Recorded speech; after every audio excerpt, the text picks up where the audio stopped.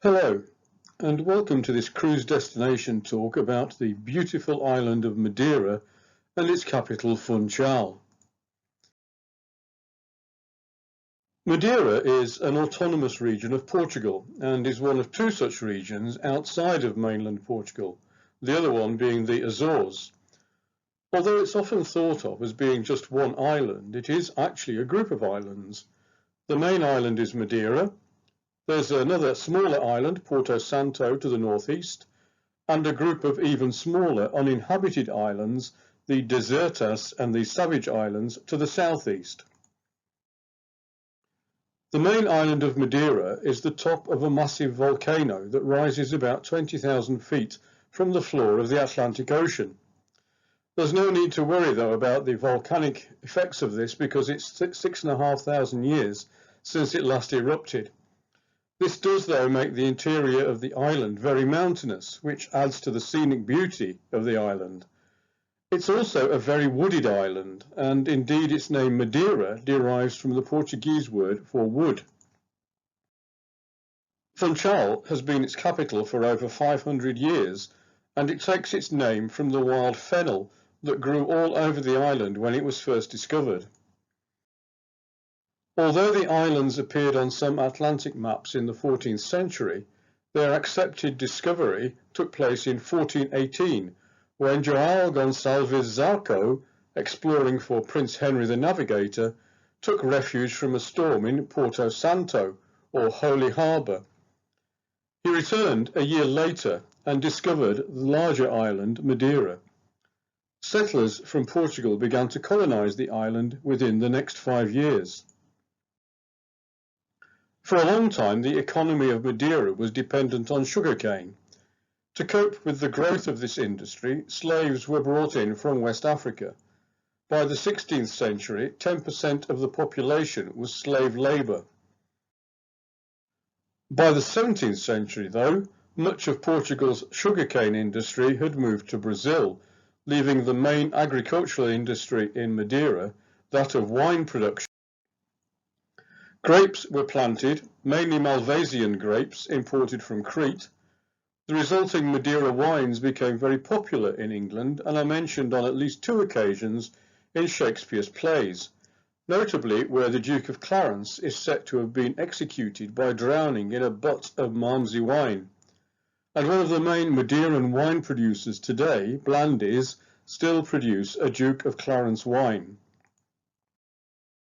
In fact, Madeira has long been a magnet for the British, starting when King Charles II granted a franchise to sell wine to England. It was briefly occupied by the British in the first years of the 19th century when the governor was General William Clinton. So yes, there has been more than one Bill Clinton in history. Although Portugal was neutral during the Second World War, it was brought into the First World War as a result of German U-boat attacks on 3 ships, 1 British and 2 French, in the harbour at Funchal on the last day of 1916. The same U-boat, SMU-38, bombarded Funchal itself for about 2 hours. And almost a year later, 2 more U-boats bombarded the city with 3 fatalities. Over the past 200 years or so, Funchal has expanded both as a result of increased settlements, particularly resulting from growth in the wine industry, and in more recent years as a result of tourism. This shows the Bay of Funchal in 1834. Just over 100 years ago, in 1907, the city had expanded considerably and had started to become a tourist destination for the royalty and wealthy of Europe.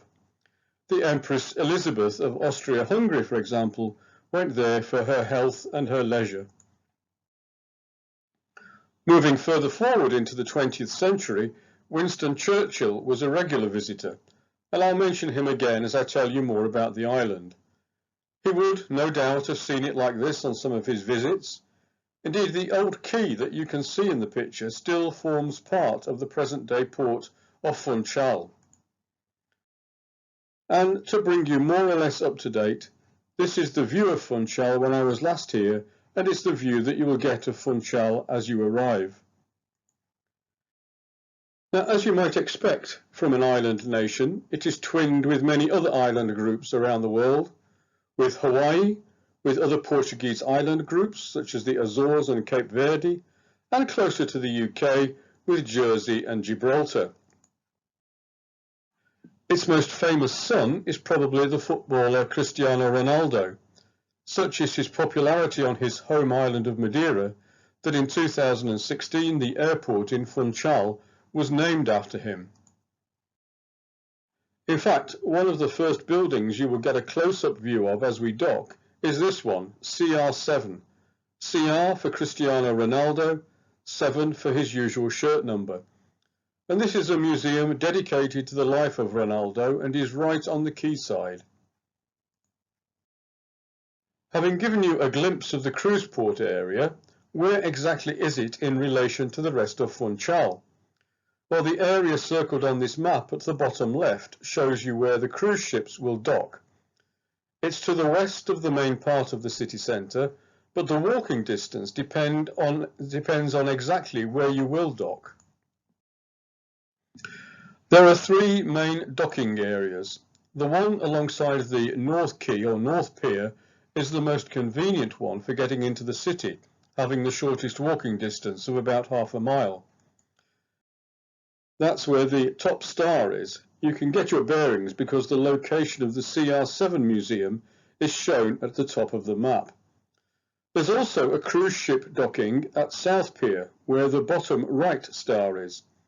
But because you have to go right along the pier and around the north side of the harbour to get out, this is farther away from the town.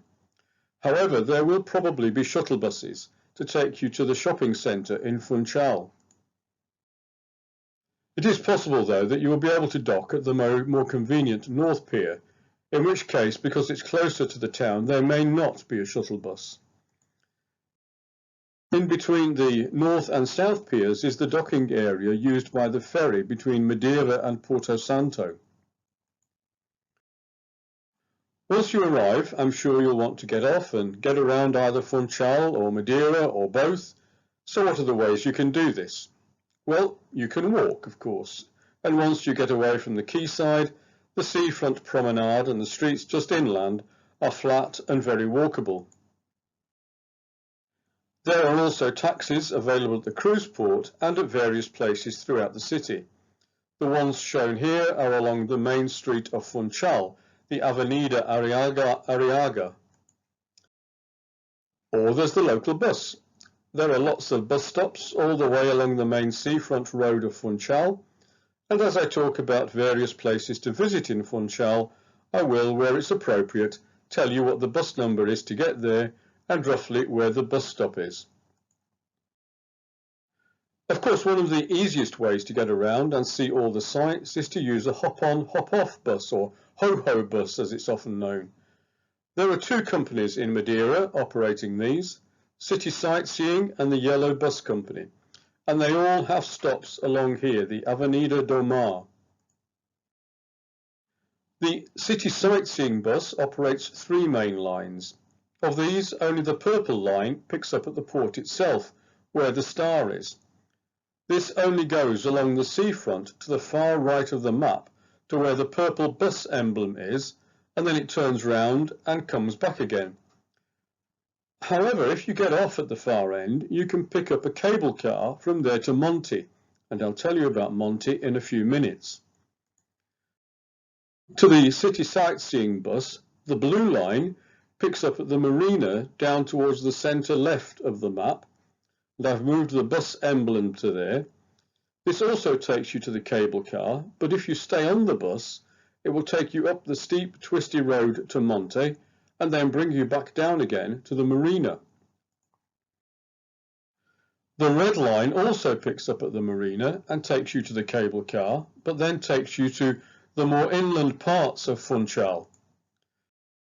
And then it goes on to the Pico dos Barcelos viewpoint, from where you get this amazing view across Funchal and the south coast of Madeira. And on the way back from Pico dos Barcelos, you can change buses to the green line. This takes you to the small fishing village of Camalo de Lobos. You can get a ticket which covers the red and the green lines, and you can also get another ticket which will cover all three lines for a bit more money. The yellow bus also does a Funchal tour on, appropriately enough, the yellow line, and this picks up at the marina, takes you to the cable car and around the main sites of Funchal, including some parts of the west of the city where many of the hotels are. It doesn't go to Monte though. The blue line of the yellow bus company goes around the seafront parts of Funchal, up through the hotel district and onto Camalo de Lobos. You can get tickets for each line separately, or you can get a two-in-one ticket. So, having described how you can get around, I'll now take you on a bit of a walking tour of Funchal, pointing out the main points of interest, and then also tell you a bit about Monte. So let's start by going to the main street of Funchal, which is the Avenida Arriaga. This is shown by the red arrow on this map. The ship will be docked off the map towards where the star is. If you walk out of the port area, past the CR7 Museum, continue along the seafront following the yellow arrows shown on the map until you get to the marina on your right, and then turn left along Rua de Conselheiro, then right, you will reach the Avenida Arriaga. You will recognise it as a wide black and white tiled pedestrian area, and this is probably the most popular street for strolling in all of Funchal. Along here you'll find lots of cafes, bars and restaurants, including the Ritz. So if you want to do a bit of bragging when you get home, you could tell your friends that you had lunch or dinner at the Ritz while you were away. There's also the Municipal Theatre on one side. And across the road there are the Municipal Gardens. Just beyond the gardens you'll find the Madeira wine cellars, officially called the Adegas de São Francisco, or the St. Francis Wine Lodge. Their more usual name, though, is Blandy's Wine Lodge, and these are on the Avenida Arriaga itself. The ship, again, is where the star is, just off the map, and the arrow shows you where the wine cellars are on the map. And as you can probably see from the map, they are close to the main tourist information office. Blandy's Wine Lodge is located on the site of the old São Francisco convent. Today it's all been converted into a museum. The best place to start is probably with the wine tasting room, where you can taste some of the famous types of Madeira wine. From there you can head on to the wine cellar, where there are many vintage wines, some dating as far back as the 18th century. Many of these wines maturing there are ones that you're never likely to taste, because they stay for so many years in the cask. In fact, Winston Churchill once said that to drink Madeira is to sip history with every glass. Finally, you can visit the museum containing manuscripts concerning the administration of wine exportation houses, letters from famous personalities, a wine press from the 17th century, and sealing irons to engrave the crates and the casks.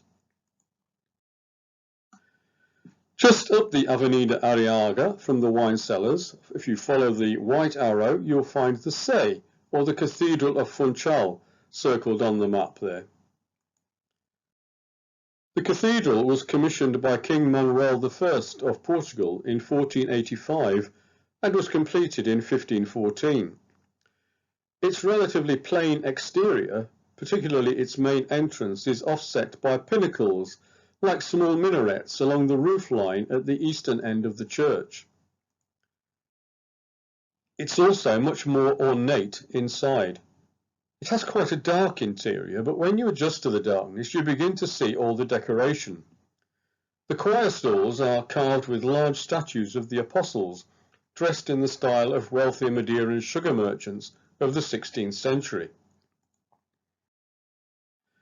The cathedral is open from early in the morning till early evening on Monday to Fridays, but on Saturdays and Sundays it closes between noon and 4 p.m. Close to the cathedral is the Museum of Sacred Art, one of the many museums and galleries in Funchal. The arrow shows where the museum is on Rua do Bispo and shows you where it is in relation to the cathedral. Amongst its most precious objects are the processional cross of the cathedral donated by King Manuel I. Many of the museum's best exhibits are on the first floor. About 600 yards from the museum, across Funchal, you will find the Mercado dos Lavradores, or the Workers' Market. If you're walking there from the cathedral, the easiest way is to take the Rua Aljube, which is the road from Avenida Arriaga to the left of the cathedral. From there you cross the river along the Rua de Fanao Ornelas, and the market is across the road in front of you. You could, of course, instead twiddle more directly through the side streets.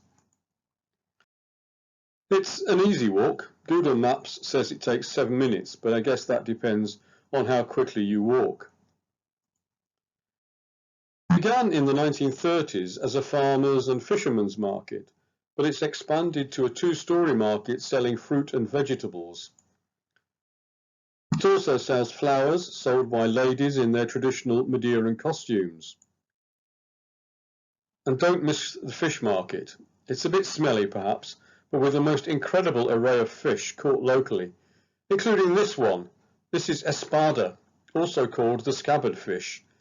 It looks vicious and nasty, but it's very tasty if you get the chance to try some. Finally, on our quick look at Funchal independently, continuing southeastwards from the market, you will get to the Zona Velha, or the old town of Funchal, circled on the map. This is the Rua de Santa Maria, the main street bordering the old town of Funchal. The area is full of narrow cobbled streets and is a great place just to wander around. It's also where many restaurants are located, so you may find one where you can try the espada. At the far end of the old town is the Fortaleza de Santiago, now a museum of contemporary art. And beyond the fortress is a small black cobbled beach. It's about 2 miles back to the ship from here, but you can halve that walking distance by catching a bus between the Avenida do Mar and the Hotel Casino Park. Alternatively, when you're at the Avenida do Mar, you could take the cable car to continue your exploration of Funchal by visiting Monte and the gardens. The location of the cable car is shown here by the balloon. Sorry, I couldn't find an icon of a cable car anywhere. So you board the cable car for a 15-minute ride up to Monte. During that time, you will get amazing views of Funchal, both up close and in the distance. Now please note that when you get on and off the cable car, it doesn't actually stop. It slows down considerably to allow you to safely embark, but you do need to be ready with all your belongings and tickets. And make sure you keep your tickets safe for the return journey. At the top, you will be able to visit the Monte Palace Tropical Garden and its museum. The garden occupies an area of 70,000 square meters and houses a huge exotic plant collection from all over the world. Many of the attractive parts of the garden have an Asian theme, with Japanese-style bridges and gates, as well as fountains and waterfalls. There's also a huge collection of ferns, orchids, azaleas, proteas, as well as flowers that are native to Madeira. You'll also see swans, including black swans from Australia, and peacocks and chickens wandering freely around the gardens. The gardens are also famous for their collection of many panels of azulejos, or Portuguese tiles. These are from the 16th to the 20th century, and many show scenes from Portuguese history. The garden has been open to the public since 1991, when it was put together by José Berardo, who collected many artifacts on his journeys to Japan and China, including Far Eastern sculptures like this one. The gardens are not the only thing to see here. There's also the museum with its collection of Zimbabwean sculptures. These are in the African Passion exhibition and were produced in the late 1960s. The exhibition covers 2 floors, one containing the individual sculptures and the other shows the environment in which the artists work, and these are on the upper 2 floors of the museum. The lower floor contains more than 1,000 examples of minerals, gems and semi-precious stones, including both rough and cut diamonds. If you would prefer to get there by bus rather than the cable car, then buses 20 and 21 go there from the Janeiro bus stop. This is circled on the map and is slightly inland and slightly nearer the main part of Funchal than the cable car, which is also marked at the right side of the map. But whichever way you get there, is it cable car or bus, after visiting the gardens, you could also visit the Church of Nossa Senhora, if you can make it up the 74 steps. The church was built on the site of a chapel built in 1470 by the first children to be born on Madeira. These were the twin offspring of Gonçalo Aires Ferreira, and appropriately enough were called Adam and Eve. After visiting Monte, you have various choices. One of these is to board a second cable car, which will take you down to the Madeira Botanical Gardens. These are the gardens where you'll find these mosaic-style checkerboard layouts. These gardens bring together more than 2,000 exotic plants from all parts of the globe and have become a scientific and cultural centre. The Natural History Museum is also located here. The gardens are open from 9 AM to 6:30 PM in the summer, May to September, but they close an hour earlier in the winter from October to April. If you want to go directly there rather than via Monte, buses 31 and 31A go from the Quay stop, which is bus stop number 2, by the marina as shown on this map. Perhaps a more adventurous way to get back from Monte is to take the Monte Toboggan ride, which takes passengers very quickly down from the steps at the church 2 kilometres to the end point in Livramento, a suburb of Funchal. Now, I will just mention this as another possibility, as not all cruise ships feature this as a shore excursion. This is a lavada walk. Now, lavadas are traditional irrigation canals that you'll find right across Madeira, and they nearly always have a footpath alongside, making them ideal for a walk. You do need decent walking shoes and a good head for heights, as there are sometimes steep drops by the side of the path. You can book these online from various operators. For example, the website address for Madeira Best is shown at the top of the slide there. So that's just a taster of some of the things that you could do and see in Funchal. If you're a garden enthusiast, there are many other gardens accessible from the city. If you like museums, there are other ones to visit, the same with churches, but do make time to stop for a drink and a snack at one of the bars as well. Now, not all of you, of course, will want to stay just in Funchal, but will want to explore further afield.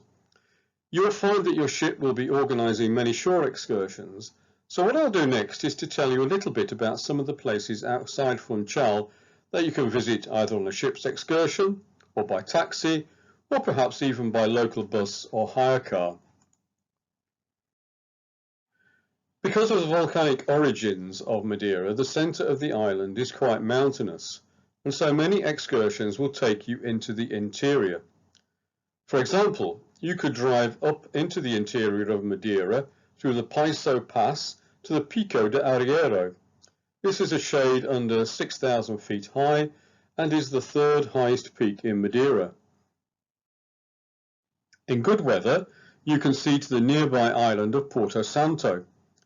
However, as this picture shows, you can also be up in the clouds, so for that reason, having a warm jacket with you is recommended. From the high peaks, you could then travel east towards the village of Santo da Serra, where, if you've time, maybe you can stop for a quick 18 holes. Close by is the Camões Pequeno viewpoint, where you get a good view of the neighbouring village of Machico and its harbour. If the Pico do Arriero is a bit too high for you, the Pico dos Barcelos can be reached by driving from the cruise terminal through São Martinho and the Sororido ravine. At 1,165 feet, the Pico dos Barcelos is much lower than the Pico de Arriero, but despite that you will get some spectacular views of Funchal and the southern coast of Madeira. You can continue your exploration into the middle of the island to the Era do Cerrado. From there you can take an optional walk of a few hundred yards along a steep, well-maintained path to the Pico do Cerrado, from where you will get this stunning view across the valley. Here you will look down upon the Curral das Freiras, or Nuns Valley village. The convent of Santa Clara was founded here in 1566, when nuns fled from Funchal because of the pirate raids that often occurred. Until 1959, a path over the mountains was the only way in and out. On the way back to Funchal, why not make a stop at Terreiro da Luta? At one time, this village used to be linked directly to Funchal by a cog railway. It's better known these days for this, the Our Lady of Peace Sanctuary statue. It was built after U-boat attacks on shipping in Funchal harbour during the First World War. A priest, José Marques Jardim, promised in 1917 to build a monument should peace ever return to Madeira. The statue was built 10 years later and incorporates anchor chains from ships that were sunk on December 3, 1916. As an alternative from the Pico dos Barcelos viewpoint, you could move on to the small fishing village of Câmara de Lobos, or the Lair of the Sea Wolves. This is a traditional Madeiran fishing village with red-roofed houses and brightly painted fishing boats. It's no wonder that it was a favourite painting spot of Sir Winston Churchill on his visits to Madeira. From Câmara de Lobos, you could continue to the Cabo Geral. At 580 metres high, Cabo Geral is one of the highest sea cliffs in Europe. The word Geral means turning, and you may find your head spinning a bit as you look down. If you do have a head for heights, you could venture out onto the Cabo Geral skywalk, which is made of strengthened glass. Inland from Cabo Geral and from Câmara de Lobos is the small village of Estreito de Câmara de Lobos, where you can stop at the Adega da Quinta restaurant at the Quinta de Estreito for maybe a lunch break or just to sample some local wine as well as local cheese. Now, if you want to try something completely different, something that's not a shore excursion or a bus ride or a taxi ride, and if you've ever fancied donning a crash helmet and taking to the open road, how about the Madeira Sidecar experience? This is run by Madeira Sidecar Tours, and you can find more information at madeirasidecartours.com. There are various tours you can take. There are shorter ones around Funchal or longer ones around various parts of the island, and you can either climb on the pillion or into the sidecar. Clearly, no more than 2 passengers can be accommodated on each bike, but you'll be in the safe hands of an experienced rider and a qualified local guide.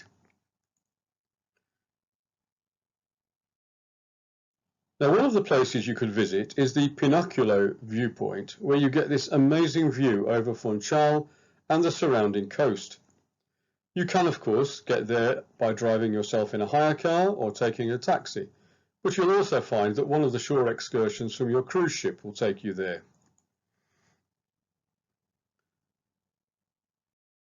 From there, you continue on to the village of Garajoa, where you get the feeling that you might be in Lisbon with the statue of Christ the Redeemer. The one here is much smaller though, and you also get an impression of the height of the village above the sea. If you're staying overnight in Funchal, and many cruise ships do, you may find that your shore excursion team will organise a stargazing excursion. This is a different kind of tour that can only be done when you have an overnight stop somewhere where it's possible to escape light pollution. So if you're at all interested in astronomy or the relationship between Earth and the rest of the universe, it's one to take advantage of. Now, just some bits of useful information to finish up with. The currency in Madeira is the euro, but credit cards are also widely accepted. If you want to head to the shops in Funchal, there are plenty of these along the main street of Funchal, the Avenida Arriaga, especially towards the cathedral end. There's also a shopping mall called La Vie with about 70 shops and a food court.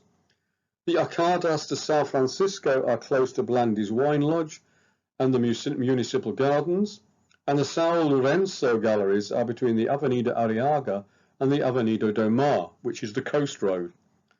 Most of the malls will be open during the day, but some of the smaller shops will close between 1 p.m. and 3 p.m. So I hope this has given you some ideas of things to do while you're in Funchal. So thank you for watching and listening, and happy cruising.